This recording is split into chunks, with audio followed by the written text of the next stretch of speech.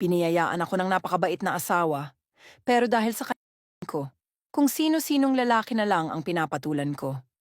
Hello Ate Ann, tawagin niyo lamang akong Daisy. Di ko tunay na pangalan. Nakatira somewhere in Mindanao, may asawa at mga anak ako.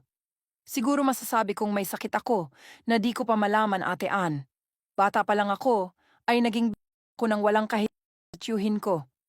9 na taon pa lamang ako nung ako ng tiyuhin ko at hindi iyon alam ng mga magulang ko. Wala namang pakialam mga magulang ko sa akin. Naging burara ako sa buhay, gimik kahit saan, lasing gabi-gabi. Lahat ng karelasyon ko na ibigay ko talaga katawan ko, seryoso man o hindi. Naibigay ko hinihiling nila hanggang sa nakilala ko ang naging asawa ko. Textmate lang kami nung una, kalaunan nagkita kami at may nangyari sa amin. Dahil na rin siguro sanay ako. Buong akala ko ay iiwan din ako ng lalaking ito, katulad nung ibang lalaki ngunit hindi. Naging seryoso siya sa akin na manhikan at nagpakasal kami Ate Ann. Nagkaroon kami ng 3 anak, masaya at tahimik lang pamumuhay namin noon. Napakabuti ng aking napangasawa, ibinigay niya lahat ng pangangailangan ko. Sadyang may mali lang talaga sa akin na di ko maipaliwanag. Nagloko ako ng paulit-ulit. Di lang 2, 3, kundi 5 sa loob ng pagsasama namin. Paulit-ulit akong pinatawad ng aking asawa sapagkat may anak kami Ate Ann. Nitong huli lang, hindi na niya akong nakayang patawarin. Nagkaroon ako ng relasyon sa isang binata, di na niya ako pinatawad, umalis ako at nagpakalayo. Fast forward, may nakilala akong tomboy, si Lani through chat. Nagkita kami Ate Ann, gwapo siya, caring, responsible din katulad ng asawa ko. Nang may mangyari sa amin, iba ang pakiramdam ko.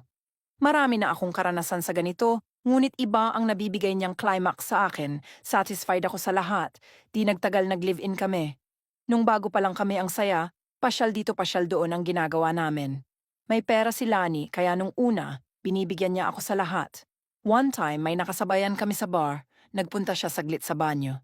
Hinihintay ko lang siya na makabalik. May lalaking biglang lumapit sa akin at nagpakilala. Tiningnan ko lang siya, biglang dumating si Lani. Umalis din ang lalaki at tiningnan ko si Lani, ang sama ng tingin ni Lani sa akin. Na parang gusto niya akong hindi na lang ako umimik. Umuwi kami at doon sa bahay nakatikim ako ng isang malakas na sampal. Na-shock ako sa ginawa niya, umiyak at napatanong ako kung ano ang nagawa ko. Ang tanging sagot niya ay, huwag na huwag kang maglande kundi mayayari ka sa akin. Simula noon Ate Ann, di na niya ako isasama sa anumang lakad niya. Hindi ako pwedeng lumabas mag-isa. Para na akong preso, walang kalayaan. Minsan napatanong ako kung bakit ako napasok sa ganitong relasyon. Karma ko na ba to? Sa ngayon Ate Ann, nagtiis ako sa pagiging seloso niya. Paano kaya ako makakatakas sa sitwasyon kong ito?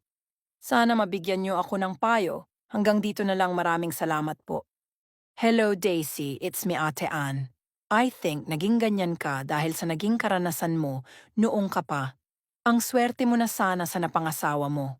Pero sinayang mo ang taong totoong nagmamahal sa'yo. Di ka marunong makontento kaya karma na yang nangyayari sa'yo. Tiisin mo kung ano ang binigay na parusa sa'yo. Hindi ka rin naman paghihigpitan ni Lani kung naging tapat ka sa pag-iibigan niyo. Pasensya na wala akong magandang maipayo sa'yo dahil na rin sa katigasan ng ulo mo. Maraming salamat sa inyong pakikinig at pagpapadala ng confession sa page ko. Nagmamahal Ate Ann.